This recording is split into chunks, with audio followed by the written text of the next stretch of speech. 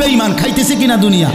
তো আল্লাহ তাআলা বলে কুলু ওয়া তামাত্তাউ কালিলান, এই নাফরমান কিছু সময়ের জন্য দুনিয়ার মধ্যে খা, ভোগ কর, ইন্নাকুম মুজরিমুন, কিন্তু মনে রাখিস তুই কিন্তু নাফরমান, তুই কিন্তু পাপী, আমি কিন্তু তোরে ছাড়বো না।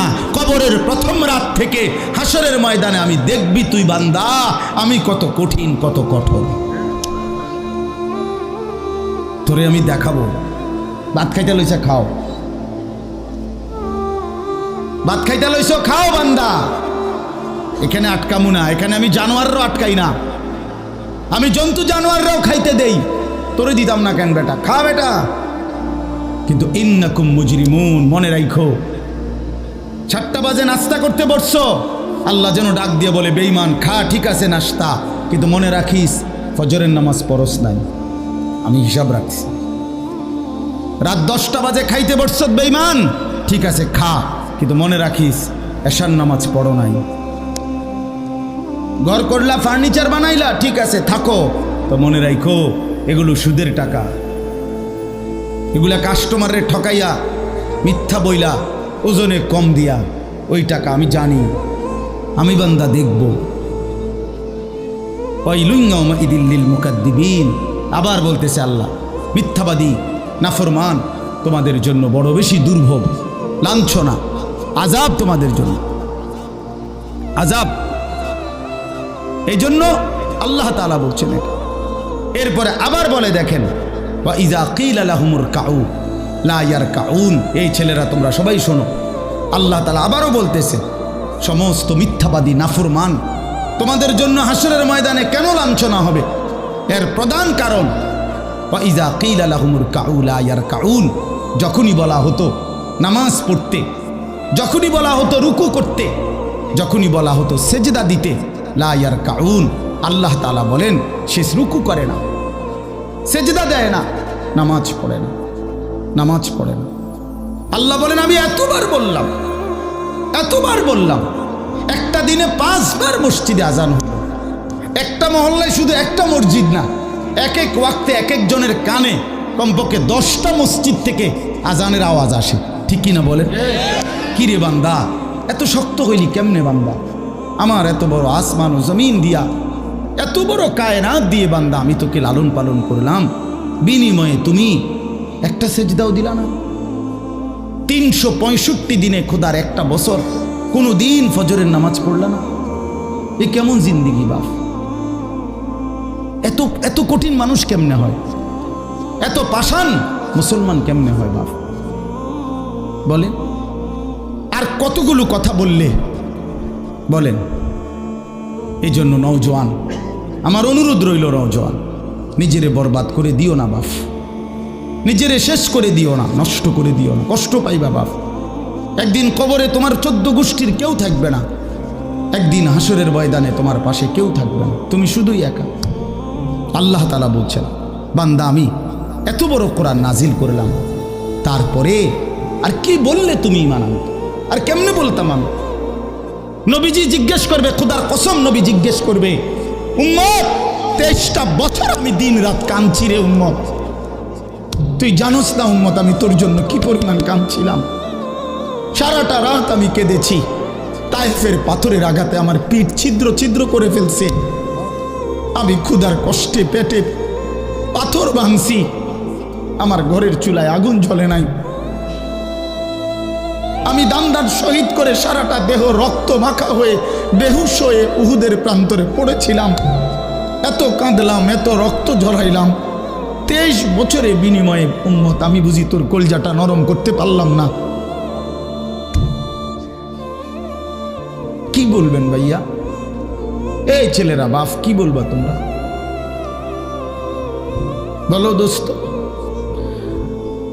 আমরা যারা মুমিন নিজেদেরকে চিনি, জানি যে আমরা মুসলমান, আমরা মুমিন, তো আমাদের কাছে আল্লাহ তাআলা সবচেয়ে গুরুত্বপূর্ণ একটি জিনিস চায়। কোরআনুল কারীমে আল্লাহ তাআলা আমাদের মুমিনদেরকে, ইমানদারদেরকে ডাক দিয়ে দিয়ে বারবার এই চাওয়াটা বলেছেন, ইয়া আইয়ুহাল্লাযীনা আমানুত্তাকুল্লাহ।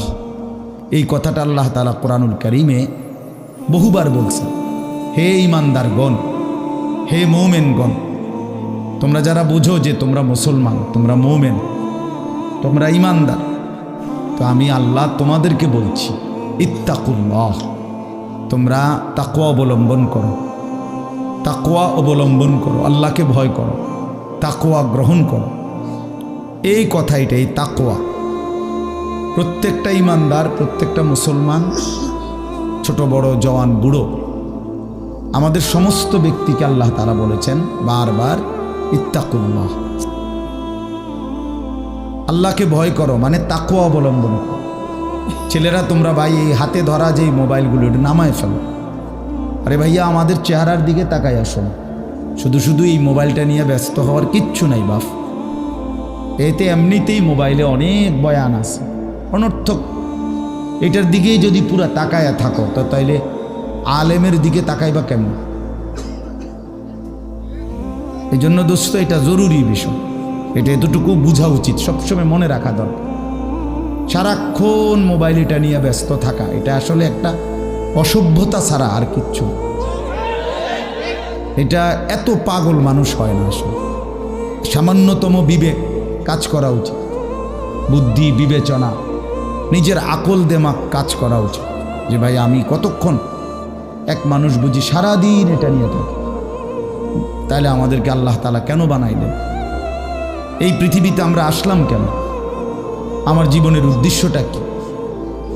ন্যূনতম আকল তো থাকা উচিত যে আমি আসলাম কেন, কে পাঠাইলেন আমারে, কেন পাঠাইলেন, কার কাছ থেকে আমি আসলাম, আমি যাব কোথায়। প্রতিনিয়ত মানুষগুলো যে মারা যায়, ওরা যাচ্ছে কোথায়, কি হবে তাদের? এই সামান্যতম বুদ্ধি দেমাগ একটা প্রাপ্তবয়স্ক ছেলে, তোমরা কারো বয়স 14 বছর, কারো 16 বছর, কারো 18 বছর, এ তো পরিণত বয়স, মানে পরিপক্ক বয়স। ওয়ালাম্মা বালাগা আশুদ্দা, একেবারে পূর্ণ শক্তির টাইম। কোরআন শরীফে আল্লাহ তাআলা মানুষের হায়াতকে 3টা ভাগে ভাগ করছে। একটা হলো জন্মের পরবর্তী শিশুকাল, আরেকটা হলো যৌবনকাল, আরেকটা হলো বৃদ্ধকাল। এই 3টার মধ্যে আল্লাহ তাআলা নিজেই বলছেন শিশুকাল এবং বৃদ্ধকাল দুইটাই দুর্বল, দফ, এই শব্দের অর্থ দুর্বলতার সময়। আর শুধু কেবল আল্লাহ তাআলা যৌবনকালকেই বলছেন কুওয়াতান, শক্তির সময়। শক্তি, সামর্থ্য, শৌর্য, বীর্য, এই সবটাই যৌবনকাল। এই জন্য শক্তির সময়, সামর্থ্যের সময় মেহনত করতে হয়। যৌবনকালটাই জিন্দেগির প্রধানতম সময়। ভালো কিছু করলেও এই টাইমে, নিজেরে নষ্ট করে দিলেও এই টাইম, গড়লেও এই হায়াত, এইটাই সুযোগ, বরবাদ করে দিলেও এটা সুযোগ। বুড়া মানুষ, বয়স্ক লোক ইচ্ছা করলেও অনেক নেক কাজ করতে পারেন, ইচ্ছা করলেও অনেক গুনার কাজও করতে পারেন। বয়স হয়ে গেছে 60 বছর, 70 বছর, এখন চাইলেই সারা রাত তাহাজ্জুদ পড়তে পারবে না, চাইলেই সারা রাত নাচের আড্ডায়ও থাকতে পারবে না, শরীরে কুলাবে না, ইচ্ছা থাকলেও পারবে না। ইচ্ছা করলেই আল্লাহর জন্য জান কোরবানি করে দ্বীনের জন্য কঠিন মেহনত মুজাহাদা করতে পারবে না, এটা স্বাভাবিক। আমার মনে আছে একটা সময় 2.5 ঘন্টা 3 ঘন্টাও পায়ে হাইটা কোথাও মাহফিলে গেছে, এখন আর এটা সহ্য হয় না। তাইলে হায়াতের একটা অংশ আছে মানুষের। এই জন্য প্রিয় ভাই, সবাইকে বললাম, তুমি যদি কমপক্ষে নিজের হায়াতের কদর না করো, নিজেকেও যদি কমপক্ষে না বুঝলা, তো কি বুঝলা জীবন? এই সমাজ, এই দেশ, এই জাতি, নিজের এলাকা, পাড়া, মহল্লা, কারো কোনো উপকার করলা না, কমপক্ষে নিজের উপকার তো করো। নিজের ভালো, নিজের কল্যাণ, নিজের জন্য তো কমপক্ষে, যে আমি যে একটা মানুষ, আমি যে সারাদিন 1 ওয়াক্ত নামাজ পড়ি না, সারাদিন মোবাইলের মধ্যে নাচ, গান, ছবি, নর্তকীর সিনেমা, নাটক, অশ্লীল দৃশ্য, উলঙ্গ ছবি, সারাদিন সমবয়সী বন্ধুদের সাথে আড্ডা দিলাম, দুষ্টামি করলাম, ফালতু কথাবার্তা করে কাটাইলাম। আচ্ছা, এটা রাত শেষে ঘুমের টাইমে হলো তো মানুষের বিবেকে একটু হলেও নাড়া দেওয়া উচিত যে আমি বাস্তবিক অর্থে সারাদিন কি করলাম। এতটুকু দিমাগ যদি, এতটুকু আকল যদি কারো না থাকে, তো এইটা সুস্থ মানুষ কিভাবে? এ তো স্বাভাবিক মানুষ না ভাই, এ তো প্রতিবন্ধী, এ তো পাগল, মাতাল, অসুস্থ মানুষ। এই জন্য দোস্ত আমার, বন্ধু আমার, এদ্দুর কমপক্ষে অনুরোধ করলাম, প্রত্যেকটা অনেক ছেলে মাশাআল্লাহ, অনেক নওজোয়ান তোমরা, আমার অনুরোধ রইল এতটুকু দিল দিয়া ভাইব, নিজেরে নিয়ে শুধু ভাইব, আর কিছু না করো, নিজেরে ভাইব। রাসূলুল্লাহ সাল্লাল্লাহু আলাইহি সাল্লাম বলছেন, এক সাহাবী একদিন নবীজিকে জিজ্ঞেস করছে, হুযাইফা, ইয়া রাসূলুল্লাহ, আমি যদি দ্বীনের উপরে চলতে গিয়ে কখনো এমন হয় যে আমার সাথে কেউ নাই, সবাই আল্লাহর নাফরমানিতে লিপ্ত, আমি শুধু একা, তখন আমি কি করব? আল্লাহর নবী সাল্লাল্লাহু আলাইহি সাল্লাম বললেন, ওয়ালাউ আন তাআদ্দা বিআসলি শাজারাতিন, প্রয়োজনে তুমি একটা গাছের গোড়ালি, শিকড় কামড়াইয়া ধইরা পড়ে থাকবে একা, তারপরও দিন ছাইরো না, আল্লাহকে ছাইরো না, ইবাদতকে ছেড়ে দিও না। সবাই বদলে যাক, সবাই নষ্ট হয়ে যাক, সবাই চরিত্রহীন হয়ে যাক, তারপরও কমপক্ষে নিজের হেফাজত করো।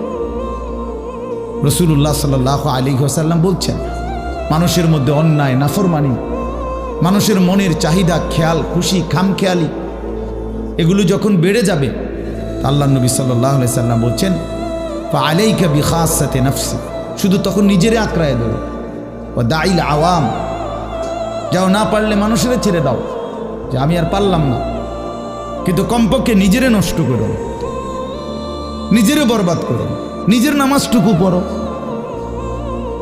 নিজের চরিত্রটা ভালো রাখো। এটা কি জীবন যে আমি বানের পানির মতো, স্রোতের মতো ভাইসা গেলাম, চরিত্রহীনতায়, অশ্লীলতায়, বেহায়াপনায়, রাত শেষে, দিন শেষে। জন্য ভাই আমি এটা অনুরোধ করলাম, আমি আরো পরে বললাম হইলে এখনই বলে ফেললাম, বাস্তবিক যে আমরা যেন প্রত্যেকেই, বয়স্ক মানুষ যারা আছেন, চাচারা, বাবারা, আপনারাও ভাইবেন, শেষ পর্যন্ত হায়াতের শেষ সময় ইনসাফের সাথে চাচা জিন্দিগির হিসাব মিলায়েন। আসলে ওয়ালতানজুর নাফসুম মা কদ্দামাত লিগাদ, আল্লাহ তাআলা বলছে, বান্দা তোমাকে বলছি, বান্দা প্রতিদিন হিসাব কইরো, লক্ষ্য করো আজকে তুমি আগামীকাল আখেরাতের জন্য কি পাঠিয়েছ। ধরে নাও আজ তোমার মৃত্যু, তো এরপরে পৃথিবী থাকলে থাকতো আর কি, আমি তো আর নাই। আমি মরে গেলে ভাইয়া পৃথিবী মনে করো আরো অনেক দিন থাকছে, পৃথিবী ধ্বংস হয় নাই, বুঝলাম কিয়ামত আরো 100 কোটি বছর পরেই হোক না, কিন্তু আমি তো আর নাই, আমার হায়াত তো শেষ, আমি তো আর পৃথিবীতে ফিরব না কোনো। তাই এরপরে পৃথিবীর সবাই যদি চাঁদের দেশেও চলে যায়, আমার কি লাভ? এরপরে মানুষ সব যদি স্বর্ণের বাড়িতেও থাকে, আমার কি ফায়দা? আমার ফায়দাটা কি ভাই? বাবা বলে, সুদের টাকা দিয়া, ঘুষের টাকা দিয়া, হারামের টাকা দিয়ে, আল্লাহর নাফরমানি করে, অবৈধ পন্থায় হারাম রোজগার করে ঘর বাড়ি দিয়ে গেলেন, ছেলে পেলে করে, তো ছেলে পেলে করে দিয়ে গেলেন, কিন্তু আপনি তো থাকতেন না, আপনি তো খুব অল্প সময়ের ব্যবধানে কবরে চলে যাবেন, তো সেই কবরে কেমনে থাকবেন?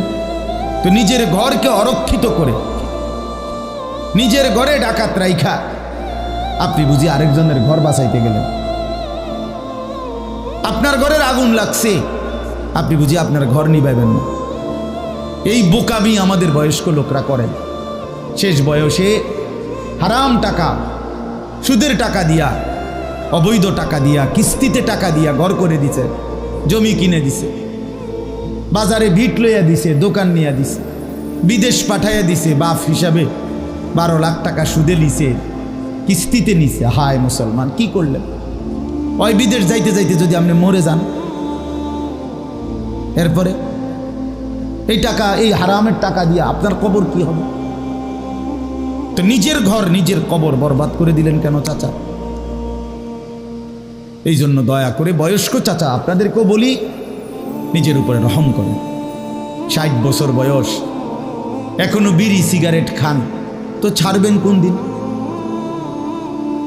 60 বছর বয়স, এখনো চা দোকানে বসে বসে রঙিন টেলিভিশনে নাচ গান দেখেন, তো ছেড়ে দিবেন কোন দিন চাচা? হ্যাঁ, আপনি মরবেন কোন দিন? কবরে যাবেন কোন দিন?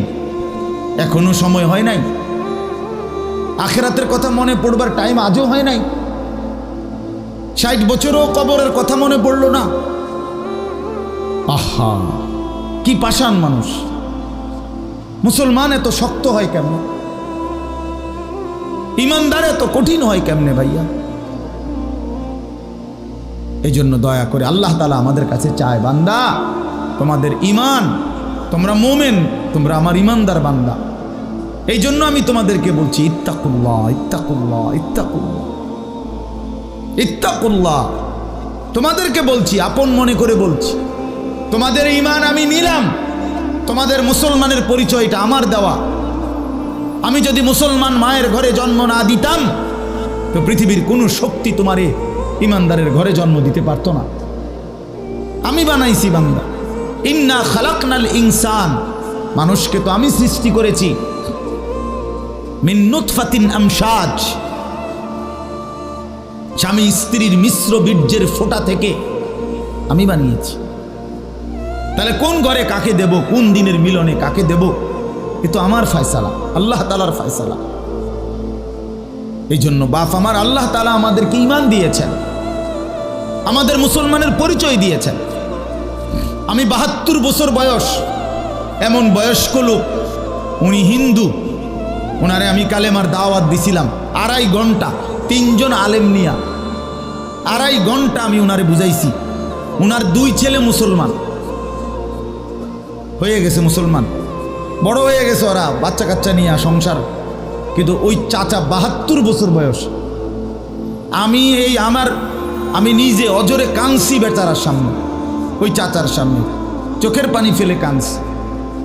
আমরা 3 জন মাওলানা কাঁদছি ওনার সামনে, যে চাচা আপনার 2টা ছেলে মুসলমান, আপনি কালেমাটা একটাবার পড়েন, আপনি জাহান্নামের আগুন থেকে বাইচা যাবেন। উনি বলতেছেন আমি এটা পড়ব না, পড়ে নাই, একবারও বলে না। তখন আমি আমার সাথীদেরকে বললাম, দেখেন 72 বছর জীবনের চলে গেছে, এই লোকটার জবান দিয়ে কোনোদিন তার মালিকের নাম উচ্চারণ হয় না। আর অথচ আমরা সেই ছোট্টবেলায় 2 বছর বয়সে মায়ের কাছ থেকে যখন কথা বলা শুরু হয়েছে, আমাদের মার মাধ্যমে, বাবার মাধ্যমে, ছোটবেলায় মক্তবের হুজুরের মাধ্যমে থেকে শুরু করে আজকে পর্যন্ত কত লক্ষবার, কত হাজারবার এই কালেমা আমরা, আল্লাহ তাআলা আমাদেরকে উচ্চারণের তৌফিক দান করছে। এই নিয়ামতের কি শুকর বাপ? আল্লাহ তাআলার এই দয়াটার শুকরিয়া কি করবেন? আল্লাহ যে আমারে মুসলমানের ঘরে জন্ম দিছে। আমি যদি কোনোদিন কালেমা না চিনতাম, আমি যদি কোনোদিন ইমানদারের ঘরে না হতাম, আমার জবান দিয়ে মৃত্যু পর্যন্ত যদি কোনোদিন কালেমা লা ইলাহা ইল্লাল্লাহ উচ্চারণ না হতো, তো আমার মৃত্যু হলে কি পরিণতি হতো? চির জাহান্নাম। পৃথিবীর সমস্ত ভালো কাজও যদি কোনো বেঈমান করে, আল্লাহর কসম হাসরের ময়দানে তার 1 কানা করি বিনিময় পাবে না। পৃথিবীর সবগুলো ভালো কাজও যদি করে। ঈমান এতটা দাম। ঈমান বিহীন, কালেমা বিহীন পৃথিবীর সমস্ত ভালো কাজ আখিরাতে কোনো মূল্য। ফালা নুকিমু লাহুম ইয়াউমাল কিয়ামাতি ওয়াজনা। কোরআন শরীফে আছে, আল্লাহ তাআলা বলেন, সমস্ত কাফের বেঈমান আমি আল্লাহ তাআলা হাসরের দিন, কিয়ামতের দিন তাদের জিন্দেগীর সমস্ত কর্মকাণ্ড মিজানের পাল্লায় যখন রাখা হবে, ফালা নুকিমু লাহুম ইয়াউমাল কিয়ামাতি ওয়াজনা, তখন আমি আল্লাহ তাআলা তার কোনো ওজন মিজানের পাল্লার মধ্যে আসবে না। 100 গ্রামও হবে না, 10 গ্রামও হবে না। মানে ঈমানবিহীন কোনো আমলের, কোনো কর্মকাণ্ডের, কোনো ভালো মন্দ, কোনো কাজের, ভালো কাজের বিনিময় নাই। আল্লাহ তাআলা আমাদেরকে ঈমান দিয়েছেন, আল্লাহ তাআলা আমাদেরকে মুসলমান পরিচয় দিয়েছেন। জন্ম থেকে ছোট্ট থেকেই আমরা প্রত্যেকেই বলতেছি আমি মুসলমান, আমি মোমেন। এটা অনেক বড় সৌভাগ্যবাস, অনেক বড় ইহসান ও করম, মালিকের অনেক বড় দয়া, অনেক বড় দয়া। এখন আমরা যেহেতু এটা আমরা জানি মানি, আচ্ছা মনে করেন এখানে এইখান থেকে যত মানুষ এখানে ছেলে ছোট বড় ছেলেরা বাবারা আমাদেরকে যদি কালেমা বলতে বলে আমরা কি সবাই বলতে রাজি হব না? কথা বলেন না কেন? আমাদের কারো কোনো সংকোচ আছে? মানে মুসলমান যে আমি পরিচয় এইটা নিয়ে কারো কোনো লজ্জিত অনুভূতি আছে? তাই আমরা তো খুব খুশি, আমাদের তো এটা নিয়ে তৃপ্তি আছে। প্রত্যেকেই নিজেকে মুসলমান পরিচয় দিয়া আমি তো লজ্জিত না, আমি তো ব্যথিত না। তাইলে যেই পরিচয় আমার ইজ্জত সম্মান যেটা আল্লাহ আমারে দিয়েছেন, তো সেই আল্লাহ আমার কাছে চাচ্ছেন ইত্তাকুল্লাহ, আল্লাহকে ভয় করো, তাকওয়া অবলম্বন করো, তাকওয়া অবলম্বন করো, তাকওয়া অবলম্বন করো। মোমেন আর কেউ আমারে না মানুক, তুমি আমার কথাটা মানো। তুমি না মুসলমান, তুমি না ইমানদার। ছেলেরা তোমাদেরকে বলি ভাই, ওই দেখো ওই অপদার্থগুলো শুনলো না কথাটা, মোবাইলটারে আলগি দিয়া ধরে রাখছে, বুঝেন নাই কথাটা? হ্যাঁ, আরো বলল কিছু মানুষ গাফেল থেকেই যায়, ওনাদের হিসাব হইল যে হাসরের ময়দানের হিসাব হবে মোবাইল দিয়া। মোবাইলে যদি জমা থাকে তাইলে কবরের আযাব মাপ, আর মোবাইলে যদি না পাওয়া যায় তাইলে কবরে আযাব হবে। এই হলো এখনকার হিসাব। এই জন্য যা দেখি, যা যখন যেটা সামনে পাই, আজকে আমাদের মাথায় ঢুকায় দিছে যেটা পাও এইটারে মোবাইলে ধরে রাখবা, মোবাইলে উড়াইবা। কারণ হাসরের ময়দানে প্রত্যেক ফেরেশতা প্রত্যেকের শুধু মোবাইলটা জমা নিব, এবারে মোবাইলটা কম্পিউটারে চেক দিয়া ব্যস্ত দুজন। এই না হিসাবটা? কি মনে করেন? আজ আমরা এটা মনে করি, এটা মনে করিনি। মোবাইলে 1 লক্ষ ওয়াজ আছে, তো কি হইল? মোবাইল আপনার 100 হুজুরের লগে আপনার একটা ছবি আছে, তো এরপরে কবরের আযাব মাফ। কথা বলেন না? হাসরের ময়দানের বিচার আচার মাফ, তো কি হলো? কি হলো ভাইয়া? আল্লাহ আমাদেরকে বুঝ দান করেন। এজন্য ভাই আমি বললাম এটা আল্লাহ তাআলা আমাদের কাছে তাকওয়া চায়। এখন তাকওয়া কি? এই যে আমরা বলি আল্লাহকে ভয় করো, আল্লাহকে ভয় করো, আল্লাহকে ভয় করো, মানে কি? তাকওয়া মানে কি? তাকওয়া মানে হলো আল্লাহকে ভয় করা, মানে হলো 2 জিনিস, তারকুল মুনকারাত, ফি'লুল খায়রাত। সমস্ত গুনাহ ছেড়ে দেওয়া, সমস্ত হুকুম আল্লাহ এবং তার রাসূলের আদেশ পালন করা, পালন করা, এই তাকওয়া। তো আল্লাহ তাআলা বলেন তোমরা যারা মুসলমান, তোমরা যারা মুমিন, আমি আল্লাহ তোমাদেরকে বলছি সমস্ত গুনাহ ছেড়ে দাও, সমস্ত ইবাদত হুকুমে আমার আদেশ পালনে লেগে যাও, লেগে যাও। চুরি ডাকাতি জিনা ব্যভিচার মদ জুয়া সুদ ঘুষ নাচ গান নাটক সিনেমা অশ্লীলতা বেহায়াপনা বেপরদিগি বেহায়াপনা অসভ্যতা নোংরামি ছেড়ে দাও বান্দা, ছেড়ে দাও, আমার ইবাদতে লেগে থাক। কেন নামাজ পড়বা না বান্দা? আল্লাহ যেন জিজ্ঞেস করছে, হায় আমার ইমানদার বা, আমি না তোমারে মুসলমান বানাইলাম, তোমারে না আমি সর্বশ্রেষ্ঠ রসুল দিলাম। নবী মুহাম্মদ সাল্লাল্লাহু আলাইহি সাল্লামের চাইতে সর্বশ্রেষ্ঠ রসুল আর কেউ আছে? কোরআনের চাইতে দামি কোনো কিতাব আছে? ইসলামের চাইতে দামি কোনো ধর্ম আছে? আল্লাহ তাআলার চাইতে বাদ দিয়ে আর কোনো মালিক আছে? তো আল্লাহ বলেন আমি তোমার মালিক, আমার নবী মুহাম্মদ সাল্লাল্লাহু আলাইহি সাল্লাম তোমার রসুল, কোরআন তোমার কিতাব, ইসলাম তোমার ধর্ম। অতএব তুমি কেন ভুল পথে যাইবা?